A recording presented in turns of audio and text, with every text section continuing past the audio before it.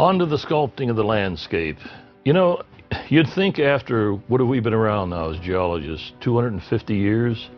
You would think in 250 years we'd have gotten our acts together and agree on how such a basic thing as the sculpting of the landscape takes place. We think we understand streams and all that, but alas, there is no theory that everybody will accept. There are a number of them out there, but no one accepts any one of them completely. So, but I think there's one that was set forth by a geologist by the name of William Davis. William Davis did his work in the early part of the 1900s. William Davis was a geomorphologist. Now, the geomorphology is sort of a specialty area in geology, and primarily it is the study of landforms. And what Davis was trying to work out was something in his mind that he believed in, and that was that the landscapes change all the time. In other words, the landscape that you see today wasn't the same as it was yesterday and won't be the same as it is tomorrow. And so he came up with a theory, and he called it the humid cycle of erosion. Now, it's a cycle, so we have to bring that in somewhere along the line. And his humid cycle of erosion was based upon a couple of very, very important ideas that he set forth. The first one he set forth was an idea that there existed a thing called base level, that every stream had a base level.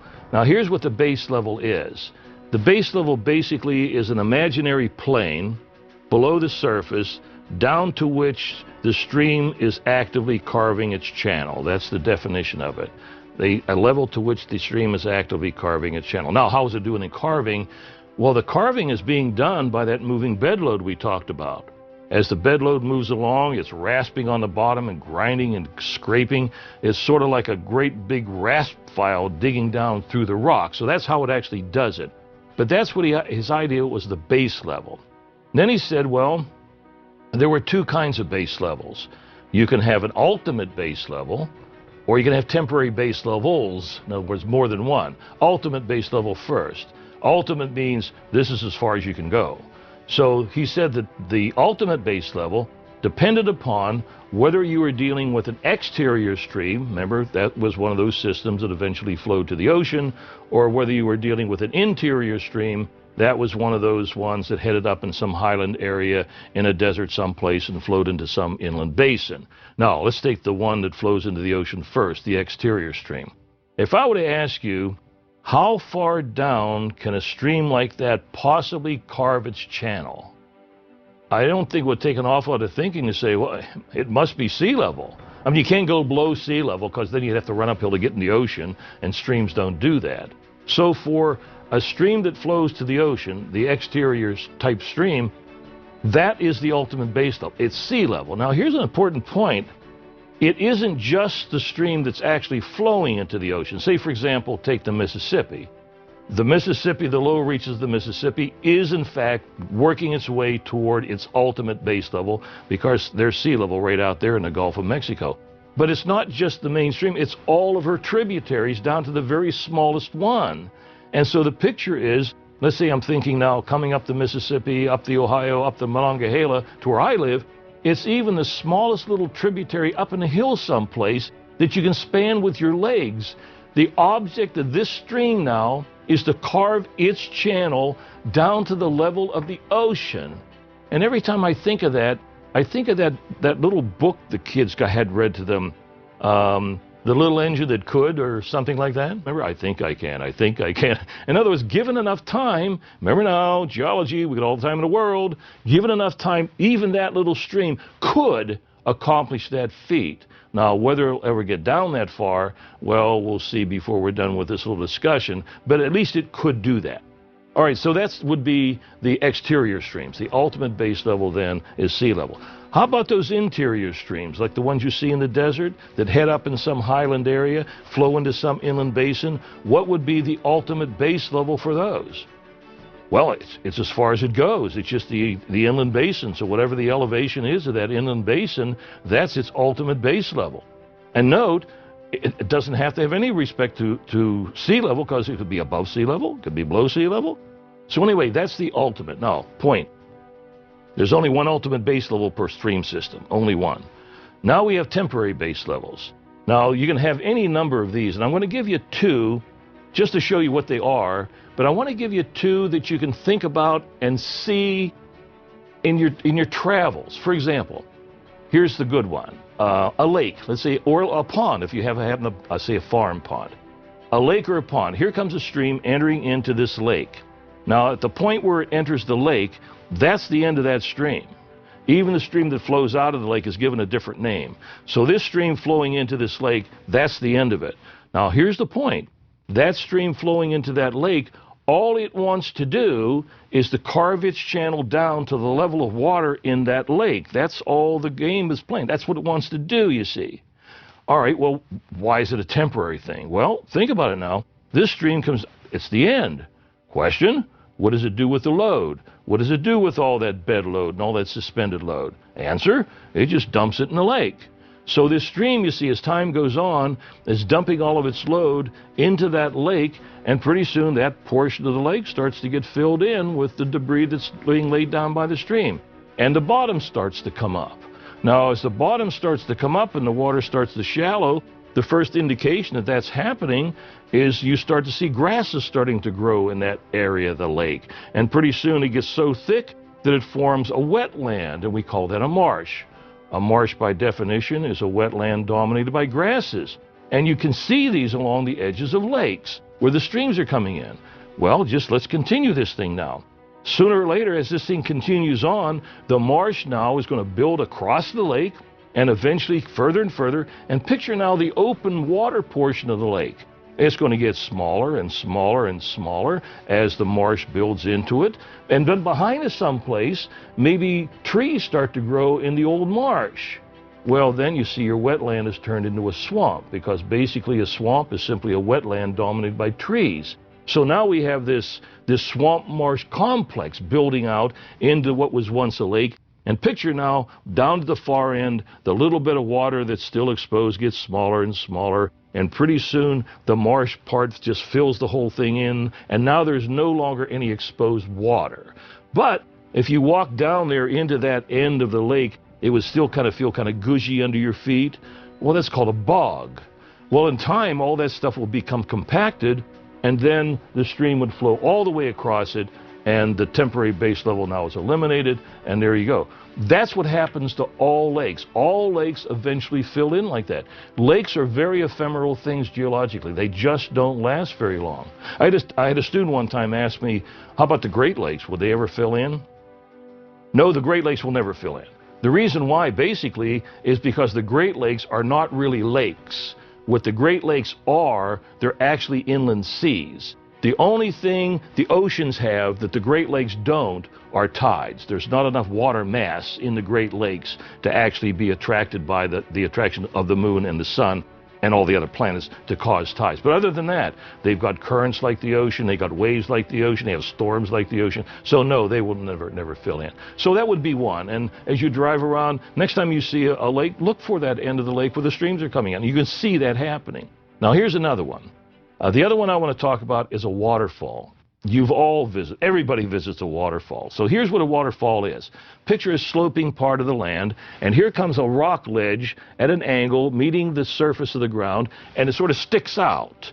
Now, there's the lip of the waterfall would be the edge of this rock ledge sticking out. Now, here comes a stream down to the edge of that waterfall and going over the edge. Now, for the stream flowing down to the edge of that waterfall, all it's trying to do is to carve its channel down to whatever the elevation is at the lip of that waterfall.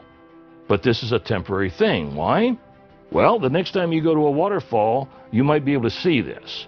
Look at the bottom of the waterfall. You see all these big rocks sitting down here. Oftentimes, you can see a rock and look at the shape of it, and then look up at the edge of the falls and see where this rock probably fitted in up there at one time, which meant that it was once up there and fell off. Why? Freeze-thaw, freeze-thaw, freeze-thaw, breaking it off, falls down, and that's the way falls go. So the idea with waterfalls is as time goes on, things like freeze-thaw will break off the edge, back down it goes, and know what's going to happen now. as you break off the edge, the waterfall is going to move upstream, right? But not only that, think about this angle at which it meets the surface. The waterfall is going to get smaller and smaller and smaller as you go, as you work your way upstream constantly. Eventually, the waterfall now is going to turn into a rapids.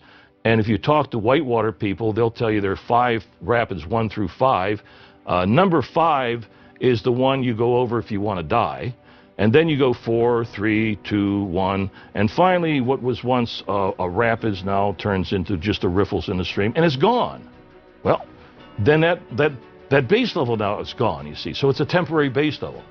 All waterfalls are going to do that. For example, the Niagara Falls, somebody always asks about Niagara Falls. When Niagara Falls were first uncovered, let's see, this would be about maybe 18 or 20,000 years ago when the ice melted back. It was about, 7 miles downstream. Now it's worked its way up to where it is now. It's eroding back at the rate of about 3 feet per year, and it won't be very long geologically until it's nothing but a riffles in the stream just downstream from Lake Erie. So those would be examples of temporary base levels. Okay, so now here's the thing. We're going to go into his whole idea, this concept of this humid cycle of erosion. So now what we're going to do, picture, if you will, a land surface being uplifted far above its base level. Now, don't ask me how many feet that is because it's a relative thing, this far above. But we're going to picture now, and he did, picturing a land surface uplifted far above its base level. And now what we're talking about here, of course, is mountain building. But remember now, in the early 1900s, Davis nor any of his cohorts had any idea how that happened. Now we understand it, collision of continents and all that.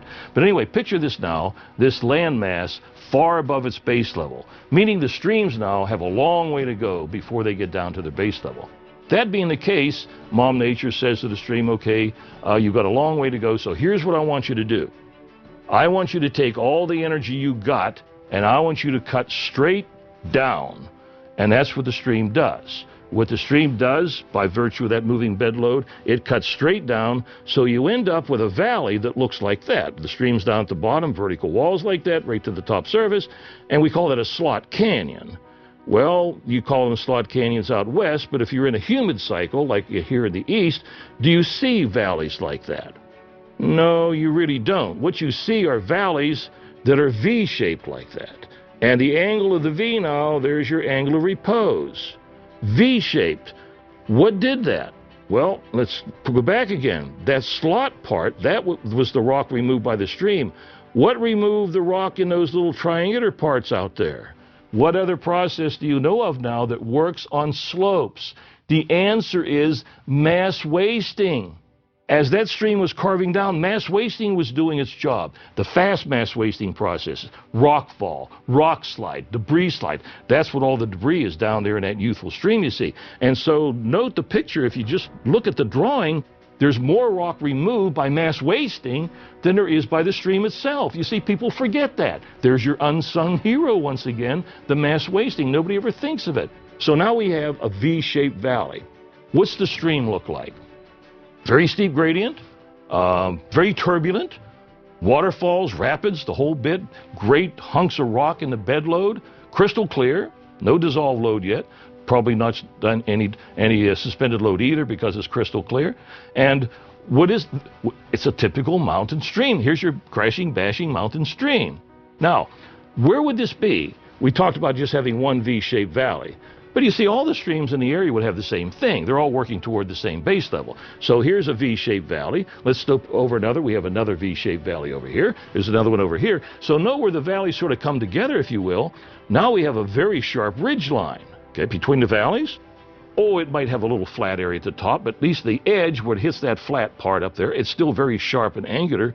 So my question to you would be, if I were to ask you to give me a word that would describe what the landscape looks like, just a simple word, I think you could see, I would use the word rugged. Yeah, it's very, very rugged. Very steep-sided valleys like that, sharp ridge lines, very turbulent streams, very rugged topography. And if I were to then be asked, well, tell me where you would go to see that kind of topography.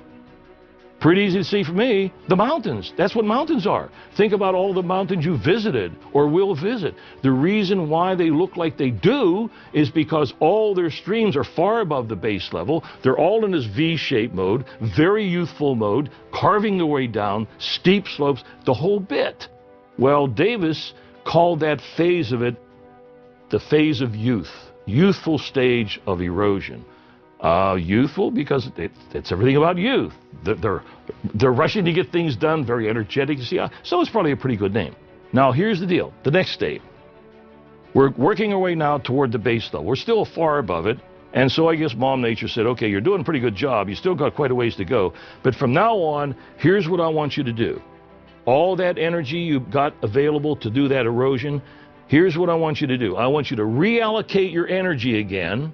And rather than spending it all down cutting, what I want you to do from now on, from where you are now until the time you hit that base level, I want you to spend less and less of your energy down cutting and start doing more and more sideways cutting. So picture this stream now that's up until this point just cut straight down. Now what it's doing is starting to move over this way. And then it's starting to move over this way, all the while cutting down, of course, but it's going back and forth like that. It moves over this way, cuts those hills back a little bit, cuts over this way, cuts the hills back. And so note what you're doing. You're cutting what we call a valley flat. Well, that's pretty soon going to be covered with debris during floods, so that's what we really call a floodplain. So that's what you see. You see this valley starting to open up, and as further you go down toward that base level, the valley's going to get wider and wider. Now, over time, what would the stream do? Remember now, it was a bashing, crashing mountain stream. Well, as we go down through this phase now, the stream now, the main thing, it starts to do a very sinuous kind of movement. The moving side, the back and forth like that, it's called meandering. So just think about driving out into the countryside, and here you have a valley floor, and there you see a stream out there, and that's what you see. The stream is sort of meandering across the valley. What most people don't realize, not only is it doing that, but it's going from one side of the valley to the other. And you see, most people don't know that. But that's how the valley was carved. So the stream now is increasing in its sinuosity. If we look at the stream, it started off a crystal clear one. Well, somewhere along the line, it's going to start picking up more and more fine materials in suspension. So it's going to get a little murkier, and it's going to muddier. And pretty soon, you're not going to be able to see the bottom anymore. And the other things we had waterfalls and rapids. Well, those things start to disappear and all that. So the stream itself is starting to change its appearance as you go down through this next phase. What about the hills? Remember, these hills started off V-shaped like that, steep angular repose jobs. Well, what's happening in the hills, they start to shallow out. The slopes of the hills are getting less and less. Not only that, the sharp ones, they're gone. They're starting to round off, so the hills look totally different. Question, what's doing the hill business? It's not the stream. The stream isn't up there. What's doing that? Mass wasting. Mass wasting is what's attacking the hills. So the combination of the stream working on the valley and mass wasting working on the hills, what you've done now, you've subdued the topography. You're looking at an area now, rounded hills, gentle slopes, broad valley floors. I'm just thinking of where I live. That's what it looks like. Now, what did he call that? Well, he called that maturity, a stage of maturity. Okay, well, I guess it's getting kind of mature. Okay. Sooner or later, the stream will eventually get closer and closer and closer to the base level. And at some point, what's going to happen is that meandering of that stream going back and forth is going to carve a valley just described as, quote, many times wider than the stream. That's all you have to say. Many times wider than the stream. So now you have this huge open valley. There's another one over there. There's another one over there. How about the hills in between? Well, there may be some highlands in there. There may be some hills that you can actually see, but you don't have to. But there has to be some highland area to separate this valley from that one. So the overall appearance of the land might start looking kind of flat, you see. Now, the other thing, as these streams meander, there's a little drawing that shows really sinuous meandering. So the meanders, there'll be one meander will come very close to the other one, and then during a floodwater will break through that little narrow piece of land between one meander and the other, and all of a sudden it will just abandon that meander and keep right on going to the next meander, and now we have an abandoned meander. Well, the common name for those are oxbow lakes. Now, I never knew why they called them oxbow lakes, and I remember saying that in class one time, and a student put up his hand and he said, I think I know why. They look like oxbows. Well, that makes a lot of sense to me, but what is an oxbow? I didn't know what that was. And then he explained what an oxbow was. That's that harness they put around the neck of animals, the hook things to, like an oxen or a horse. So anyway, if you go to a place like this, you would see lots and lots of those oxbow lakes. What you'd also see out there in this valley would probably be lots of wetlands, marshes, and even swamps out there. Okay, so now the picture has changed a lot. Where would you go to see a place like that?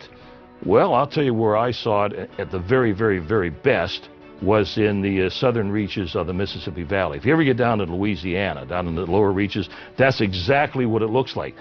The Mississippi River, you see, is approaching its base level. So that portion of the countryside really is in what he called old age. So we've developed now from youth through maturity to old age. And I had a student one time ask me this. This was an interesting question, too. The students always ask you the very best questions. He asked me why he used those names. Why did he use youth, maturity, and old age? It just looks like he was talking about something that was alive. Well, I really don't know why he did it, but I've sort of got a gut feeling as to why. Think about it now. This is the early 1900s. What was it in 1859? That Charles Darwin came out with The Origin of Species, the idea that life evolves over time.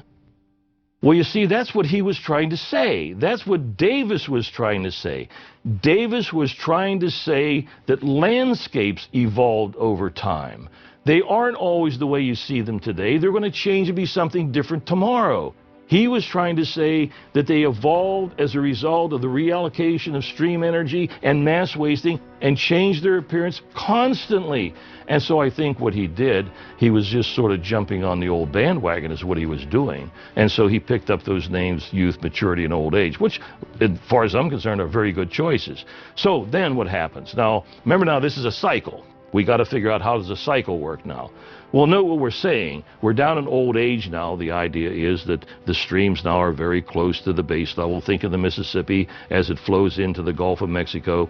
Then what we're going to do, what would happen, for example, if something caused that distance between the stream and the base level to abruptly increase, just like that? How could you do that? Well, certainly one way you could do it, I guess, would be if this was a temporary base level, like a lake or a waterfall, and you eliminated it. Now, of course, you start working on the next downstream one, so that would increase it, all right. But I'm thinking about something that has a bigger drop than that. I want a bigger space than that. And, of course, the one that would really, really do it is if you had this land that's almost now down to sea level, let's say, and all of a sudden you just uplifted the land again.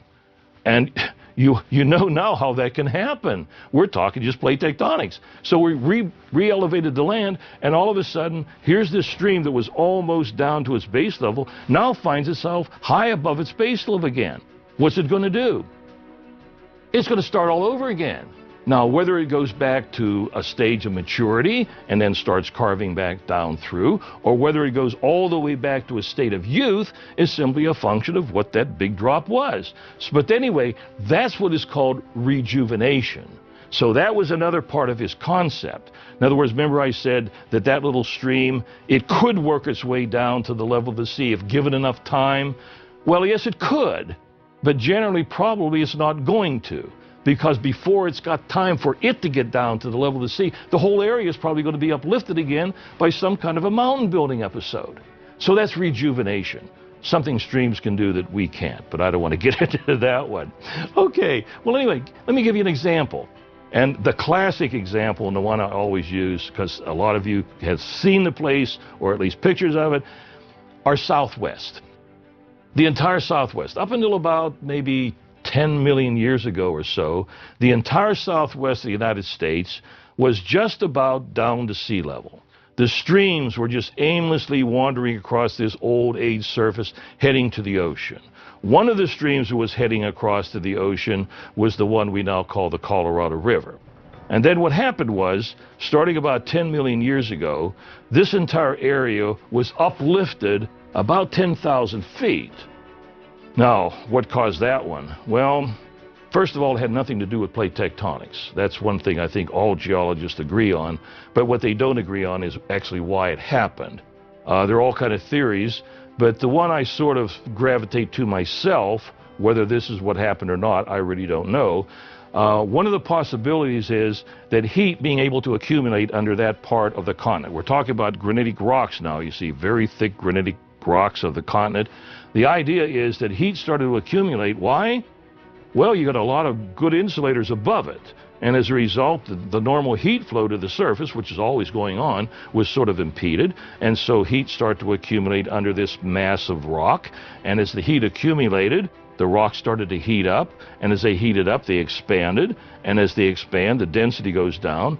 I'm not even talking about making molten rock, although there apparently was some little bit of that. But as they expanded, and just the buoyancy then started to uplift the whole area. So the whole area was uplifted 10,000 feet. And then all the streams, including, of course, the Colorado River and all of her tributaries, started chewing back down again. So what do? What happens? What do you see as a result of that?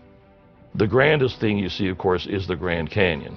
And I think everybody can appreciate the Grand Canyon. I always say you don't have to understand anything about geology at all to appreciate the Grand Canyon. You stand on that south rim and you look down into that mile-deep ditch. It's absolutely enormous. It's one of the natural wonders of the world. But just knowing how it got that way, why is it there? It's there because the entire land was uplifted over a period of 10 million years, and the rocks and the streams carved down through rejuvenating, and so here we have the Grand Canyon. That's the main stream, of course. But there are other things. There are tributaries to the Grand Canyon, and so if you drive around the area, what other kind of things can you see? Well, you can see things like canyonlands. Now, they're not as grand as the Grand Canyon, but they're still pretty good size. But my favorite, of course, is Monument Valley. You've all seen Monument Valley with the buttes and mesas. That's the result of the rejuvenation. Here the streams carved down, forming those slot canyons, and when the erosion took place, the canyon just sort of widened, maintaining the vertical attitude, you see, and that's why you have the buttes and mesas. In between, you had that's probably maturity, you see. Now, the Grand Canyon itself has got to be still maybe slightly into maturity. But here, Monument Valley, that's got to be a stage of maturity, because you got the broad valley, meandering streams when they have water in them. Where did all the rock go? Into the Grand Canyon, into the Gulf of California. Other things you can go there and see. Down in the southwestern corner of Utah, you have Bryce Canyon. It's not very big, but it's absolutely spectacular. If you've ever seen pictures of it, you got to go there too. And right next to that, you got Zion Canyon. So the point is, if you go into that part of the world, all the things that you see, from the Grand Canyon to Canyonlands to Arches to Monument Valley, all that is the result of the rejuvenation of the Colorado River over the last 5 million years. When I say 5 million, it was uplifted, let's say 10,000 feet. We're 5,000 feet down into it now. It's about a mile deep. So to give you a picture now, we're halfway down to the base level again. It's got a long way to go, but it's going to be there for a long, long, long time. So I just can't help but feel your next trip to the Monument Valley. I remember my first trip. The first trip, I really didn't know any geology at all. The second trip I made to the Monument Valley, I had some background, and it just means so much different. So that's what this course is supposed to be. This course, remember the very first day? Take this with you wherever you go for the rest of your life and apply it to what you see. It's got to mean something different to you, just knowing how it got there. And the whole idea of the Grand Canyon and her tributaries is a beautiful, beautiful example of carving and creating the landscape. Well, we still have to talk about the arid landscape, and we'll do that next.